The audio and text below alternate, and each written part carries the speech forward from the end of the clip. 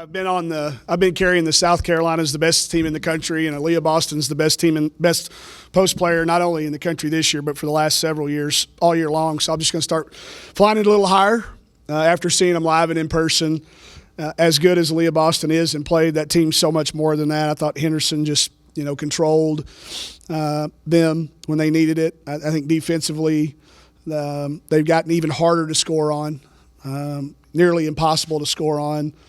Saxton, Cook, and their depth. When you think you got just a chance, maybe their depth just annihilates you. I thought I was really proud of our kids coming out of that, going into the 3-minute, the third quarter media timeout. I got on them as hard as I've got on them all year long because I did not like what it looked like out there for that little spurt. I don't think any of them did. And I told them we had a great crowd there today on a snowy day, and they did not come to see that. And, man, did they respond. Should have used that one a little bit earlier. Probably should have used that one at halftime. But it gives me a lot of hope for what we've got. But, again, I think South Carolina, the job that Dawn and her staff do, doesn't get the credit, even though they are ranked number one. I don't think they get talked about enough for how much they've been dominating this year. And for our effort, I think it's very encouraging for the rest of the way out. Michaela mentioned, and I asked about – I felt like they finally got more aggressive late. We did. Why did it take so long, I guess, is the question. Because they are the number one team. And we heard it, we know it, and probably, they're up X number of points when they get off the bus right now. We've got to learn to not let that happen. And we got punched. I mean, they punched us right there. That run they went on, was there two 15-0 runs? They went on one, then we went on one? That's just nuts. I think that we got passive. We got tentative. We weren't aggressively attacking the basket because we got a shot blocked. Nobody likes to get their shot blocked. I don't like to get my shot blocked, and I think they did that, and it caused us to slow down a little bit. But I was glad that we came back. But, yeah, she was right. I think it was just first time for a lot of our kids to see the number one team in the country. I told them in the pregame, there's a lot of kids across the country that play their whole career and never play against the number one team. And it's different. There's a big difference between 1 and 10. And 1 and 14, or wherever. There's 1 is 1. So first chance for some of us, our kids, to see it live and in person, and I know it'll be something that helps us down the line. But I look down and see Jersey goes plus 13 for us. She's not going to be happy with how she shot the ball, but how she impacted the game. Having to guard a kid who, like I said, is the best post player to come out of college basketball in quite a while. Dawn said that yesterday. She said that with Asia Wilson, knowing Asia Wilson follows her on Twitter. Because she said that. She goes, I know Asia's going to be mad at me. But that's for Boston to do what she did, she was already good. And then she goes and spends the summer with Tim Duncan and changes. She increases her vertical jump by 7 inches. And, most kids just don't do that when you're already good. So I hope we can use them as a little bit of a blueprint because I think in a couple of years we're going to have the depth and a talented team like they have, and I hope we can draw back on it and remember that game in the future, but also remember it late in the year in case we get a chance to see these guys in the tournament. I'll also ask, Aliyah Boston, only 4 points in the second half. Can you just talk about the job you were able to do? I mean, because I think you frustrated her a little. Yeah, I thought, it's a team defense, and we worked really hard. Miriam Dowda was able to simulate her to some degree, and our men's practice players and Saylor coming in there. Our white squad has gotten us a lot better. And I thought we helped. I thought we had good angles. I thought we were aggressively going in there when the ball was thrown in there because you knew it was coming in there. But, you do all that and you look up and it's 19 and 13. But that's what you have to do to keep it from being 25 and 25. So, but I thought they hit some clutch shots too when she'd kick it out. And, I do think our kids will look back at the film and want to have a couple of those open shots back. You talked a little bit about your third quarter kind of speech, and I just wondered what it was in the third quarter that you specifically kind of wanted to hone in on. Just to play harder, because we had played hard, and then in that little 3-minute stretch, we didn't. And we walked to the timeout. That's when I jumped their butt. They walked to the timeout, and I met them out there. I said, what is this? You think this game is over? And they responded. I didn't make a sub. Normally I would have probably subbed and gotten them out, but I gave them a chance to change. That's what we talk about, changing personnel, and sometimes that doesn't mean making a substitution. It means change yourself. And they did it. And I played that line. They were dead. They were dead. I took that timeout I went to the review to get us a longer timeout than the media would have been because I knew we were dead on our feet. I didn't say anything other than that doesn't look like us. And then they said to each other, they talked. We got out of the huddle. We didn't talk much. This group doesn't need a lot of that from us. They motivate themselves quite a bit. They let us coach them.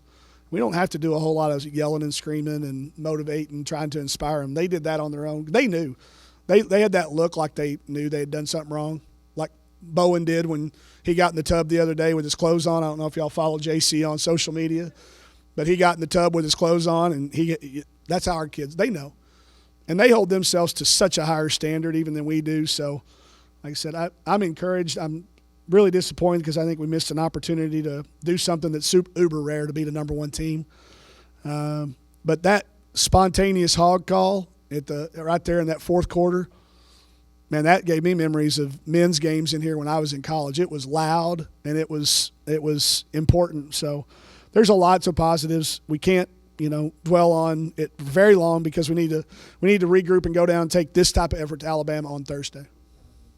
Coach, like you mentioned, being down 18 and then being able to come back and make it a 4-point game, what do you think the team learned about themselves, and what did you learn about the team? That they have it in them. I think they learned that about themselves, that they should have that confidence that we have in them.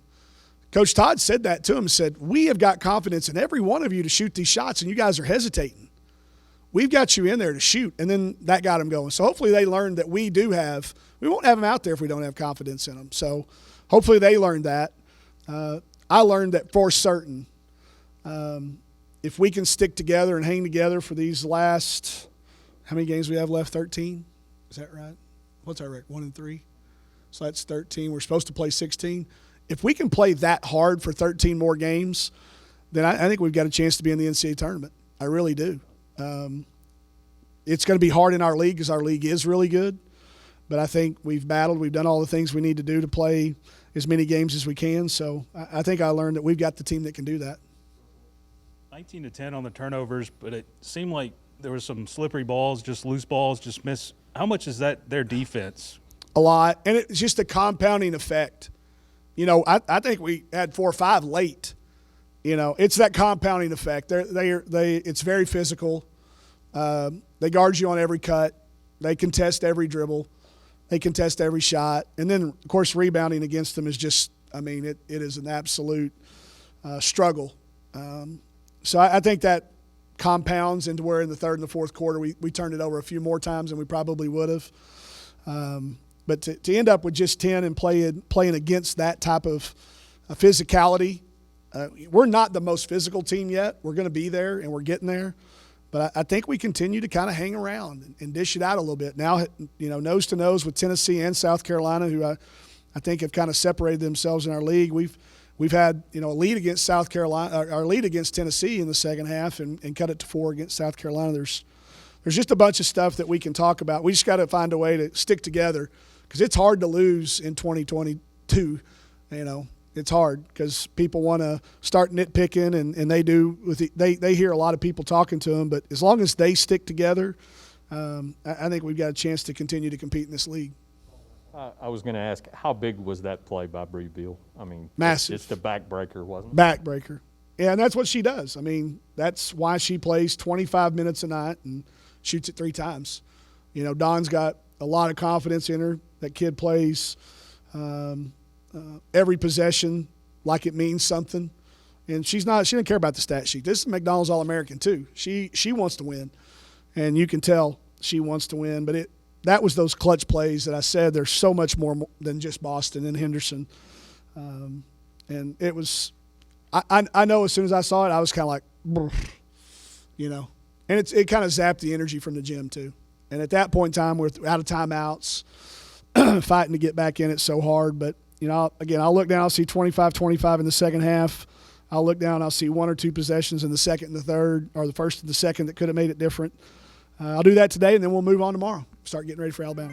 BetOnline would like to wish you a happy new betting year as we continue our march to the playoffs and beyond. BetOnline remains the #1 spot for all the best sports wagering action for 2022. New year and a new updated desktop and mobile wagering to sign up today and receive your 50% welcome bonus on your first deposit. Just use our promo code BELIEVE to get started. That's BLEAV. From football, basketball, hockey, boxing, and UFC, right to your favorite Vegas casino games. Don't wait to take advantage of all the amazing offers available for 2022. BetOnline is the fastest and easiest way to wager on all your favorite sports. BetOnline, where the game starts.